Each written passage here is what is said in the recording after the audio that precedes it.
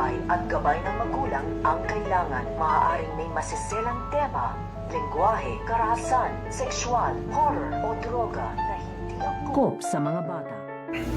Sa paglaya nito nga ni Bubbles ay uuwi nga ito kaagad dito nga sa kanilang bahay dahil namimiss na nga dito ito nga kanyang lola. Kaya nung pagbaba nga niya dito nga sa kanyang sinasakyan ay agad nga siya ditong makikita ng kanyang lola at tuwang-tuwa nga itong sumalubong at yumakap dito nga kay Bubbles. At ito naman si Olga ay sinundan pa nga dito ito nga si Bubbles kung saan nga ito pupunta dahil kailangan niyang malaman nito nga ni Olga kung saan nga tutuloy ito nga daw si Bubbles dahil balang araw ay magtatapat na nga ito nga si Olga dito nga kay Bubbles ng buong katotohanan tungkol nga sa kanyang pagkatao. Kaya nga ito nga si Bubbles ay masayang-masaya nga ito na pumasok nga ito dito nga sa kanilang bahay habang nakikipagkwentuhan nga ito dito nga sa kanyang lola at sasalubungin na rin sa dito ng kanyang mga dating kaibigan na namiss nga din siya dahil sa tagal nga ng pagkakakulong nga nito nga ni Bubbles.